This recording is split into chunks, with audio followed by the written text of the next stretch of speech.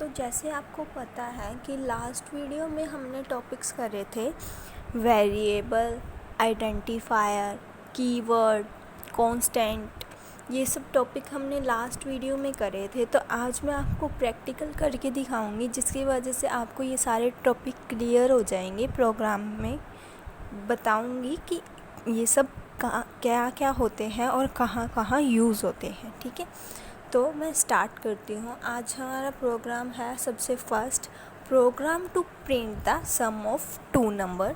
तो सबसे पहले हम डॉक्यूमेंटेशन सेक्शन में ये राइट करेंगे कमेंट लाइन के अंदर, program to print the sum of two numbers. ठीक है फ्रेंड्स, कमेंट लाइन को क्लोज कर दिया। अब हम स्टार्ट करते हैं हमारा प्रोग्राम। तो सबसे फर्स्ट क्या आती है, header file hash include stdio.h। Friends, आपको पता है सिर्फ मीन्स हम यही एक हेडर फाइल यूज़ नहीं करते, इसके अलावा भी बहुत सारी हेडर फाइल्स होती हैं, जैसे conio.h। अगर हम मैथ्स का कोई हमें स्क्वायर रूट वगैरह निकालना है तो हम उसमें maths.h यूज़ कर लेते हैं। तो ऐसे ही हम एक यूज़ करते हैं conio.h। आज मैं वो भी आपको यूज़ करके दिखाऊंगी, जिसका मीनिंग क्या होता है। देखो, पहले हैश इंक्लूड conio.h। ठीक है, इसका मतलब होता है कंसोल इनपुट आउटपुट, जो इनपुट और आउटपुट को मैनेज करने के काम आता है। ठीक है, अब हमारा क्या है, मेन फंक्शन।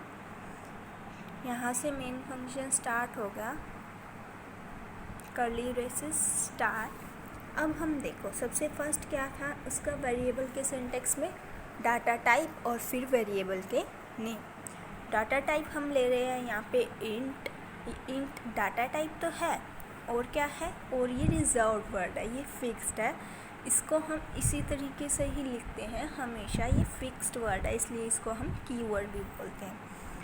तो हम वेरिएबल का नेम ले रहे हैं। फर्स्ट नेम लिया हमने नंबर 1 और सेकंड नेम हमने लिया नंबर 2। थर्ड वेरिएबल नेम हम ले रहे हैं आंसर। ठीक है, ये 3 हमने वेरिएबल नेम ले लिए। अब हमने इनको ऐड कराना है, इनका सम निकालना है। तो हम सबसे पहले वेरिएबल इनिशियलाइजेशन करेंगे, मीन्स नंबर 1 और नंबर 2 को वैल्यू असाइन करेंगे। नंबर 1 इज़ इक्वल टू 10 दे दिया हमने, और नंबर 2 इज़ इक्वल टू 20 दे दिया। ठीक है फ्रेंड्स, अब हम चाहते हैं कि आंसर के अंदर इन दोनों का सम स्टोर हो, तो हम लिखेंगे answer is equal to number 1 plus number 2। अब हमारे को प्रिंट क्या कराना है, इन दोनों का सम प्रिंट कराना है, मतलब हमारे को आंसर प्रिंट कराना है। अब हमें नंबर 1 प्लस नंबर 2 लिखने की ज़रूरत नहीं, हम डायरेक्ट लिख देंगे आंसर। देखो, हम लिख रहे हैं print F bracket start curly comma start answer is equal to %d। अब यहाँ पे %d किस लिए यूज़ हुआ, परसेंटेज डी का मतलब इसलिए है कि हम आंसर के बीच में लाइन वाइज, जैसे मतलब सीरियल वाइज आ जाते हैं नंबर, तो हमें एक के बाद एक, हम उसके बीच में एक डिजिट का स्पेस दे रहे हैं, इसलिए हमने %d यूज़ करा। और इंट है इसलिए %d यूज़ करा।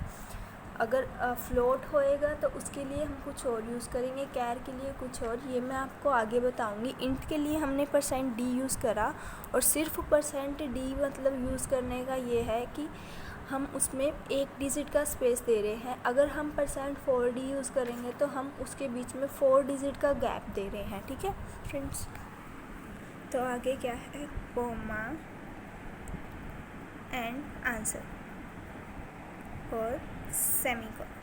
रन करा दे प्रोग्राम को। ठीक है फ्रेंड्स, मिल गया हमारे को हमारा आंसर। अब इसमें देखो, सबसे पहले हमने क्या लिखा, डॉक्यूमेंटेशन सेक्शन, कमेंट सेक्शन, ठीक है। उसका सिंटैक्स आपको पता है कि हैश और स्टार से स्टार्ट होता है और उसी पे ही ख़त्म हो जाता है। उसके बाद डॉक्यूमेंटेशन सेक्शन वो लिंक सेक्शन आता है जिसमें हेडर फाइल होती है, ठीक है। हमने 2 हेडर फाइल लिया, हैश इंक्लूड stdio.h और हैश इंक्लूड conio.h। उसके बाद मेन फंक्शन, फिर हमने वेरिएबल डिक्लेयर करे, उनका इनिशियलाइजेशन करा और प्रिंट करा दिया, ठीक है फ्रेंड्स। अब यहाँ पे मैं आपको बताऊँगी ये नंबर 1, नंबर 2 और आंसर क्या है हमारे वेरिएबल, इंट क्या है, डाटा टाइप भी है और रिजर्व वर्ड भी है।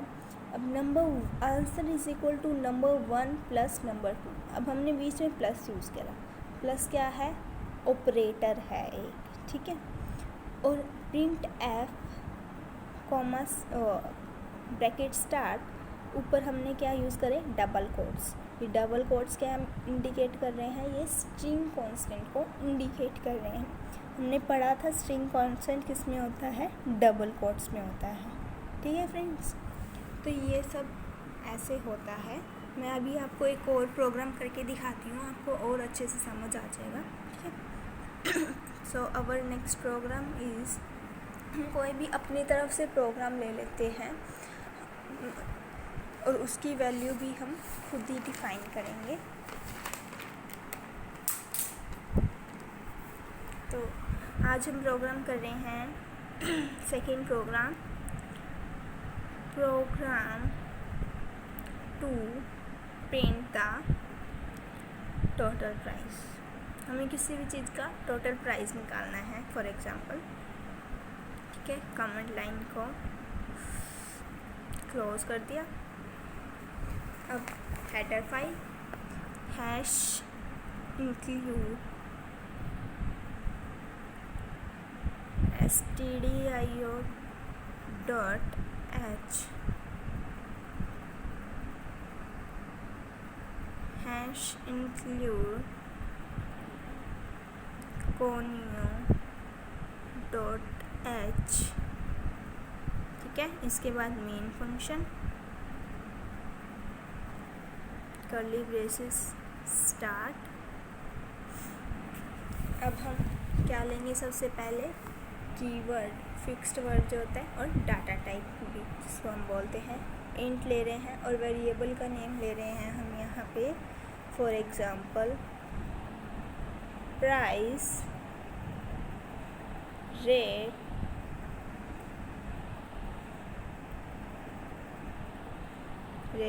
और टोटल प्राइस। ये हमने 3 वेरिएबल ले लिए कोई भी अपनी तरफ से, ठीक है। अब हम क्या चाहते हैं कि हमें टोटल प्राइस निकालना है। सबसे पहले हम वैल्यू असाइन करेंगे, ठीक है। प्राइस की वैल्यू हमने दे दी 30 और रेट की वैल्यू हमने दे दी इज इक्वल टू 5, ओके। अब जैसे हमें टोटल प्राइस निकालना है, हम ये चाहते हैं कि टोटल प्राइस कैसे आए, जब हम प्राइस और रेट को मल्टीप्लाई करें तो हमारा टोटल प्राइस निकल के आए, ठीक है। और हम इसको प्रिंट करा देते हैं, प्रिंट एफ। अब ज़रूरी नहीं है कि यहाँ पे मल्टीप्लिकेशन ही लेना है, हम अपनी तरफ से कुछ भी ले सकते हैं, प्लस भी ले सकते हैं, कुछ भी ले सकते हैं। अब ये टोटल प्राइस हमने खुद डिफाइन करा है कि हम ऐसे करें तो आए आंसर। तो ये क्या है, यूज़र डिफाइंड हो गया, मीन्स ये आइडेंटिफायर हो गया टोटल। अब देखा आपने, मैंने ऊपर एक मिस्टेक करी है, मैंने टोटल और प्राइस के बीच में स्पेस ले लिया, जबकि मैंने आपको बताया था कि space allowed, white space allowed नहीं होता। वो अब मैं आपको करके दिखाऊंगी। अब मैंने वाइट स्पेस ले लिया, अब देखना एक प्रोग्राम में एरर आएगा, ठीक है। टोटल प्राइस करा दिया प्रिंट, सेमीकोलन, और देखो रन करा रही हूँ मैं। अब आ गया एरर। अब देखना, मैं ये गैप रिमूव कर देती हूँ, यहाँ से भी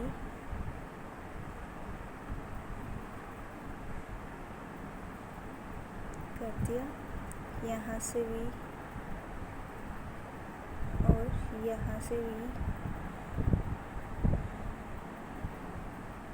अब मैं रन कराऊँ, आ गया आंसर। ठीक है, तो फ्रेंड्स वेरिएबल के नेम के अंदर वाइट स्पेस अलाउड नहीं होता, अंडरस्कोर हम यूज़ कर सकते हैं। तो इसमें देखो हैश इंक्लूड stdio.h और conio.h, ये दो हमारी हेडर फाइल होगी। मेन फंक्शन को हमने स्टार्ट किया, डाटा टाइप लिया, वेरिएबल के नेम लिए, उनको वैल्यू इनिशियलाइजेशन कराई, ठीक है।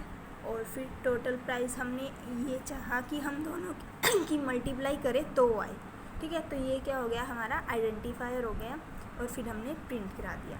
अब यहाँ पे इंट क्या है, इंट कीवर्ड है, ठीक है। Price, rate, total price variable name हो गए। Price is equal to 30, rate is equal to 5, ये हमने दिए, ये कांस्टेंट दिए हमने, ठीक है। और ये constant overall the execution same रहेंगे, चेंज नहीं होंगे, तो ये क्या हो गए, कांस्टेंट हो गए एक तरह के। और ये टोटल प्राइस क्या हो गया, आइडेंटिफायर हो गया। प्रिंटफ में टोटल प्राइस को हमने डबल कोट्स में लिखा है, तो वो क्या हो गया, स्ट्रिंग कांस्टेंट हो गया। कर्ली ब्रेसेस क्या हो गया, स्पेशल करैक्टर हो गए, ठीक है फ्रेंड्स। और ये प्राइस और ऑपरेटर रेट के बीच में हमने मल्टीप्लिकेशन का यूज़ कर रहा था, वो मल्टीप्लिकेशन क्या हो गया, ऑपरेटर हो गया, ठीक है। तो आगे सब चीज़ें समझ में, आगे हम करेंगे इसके next topic standard input output और स्टैंडर्ड एरर, ठीक है फ्रेंड्स।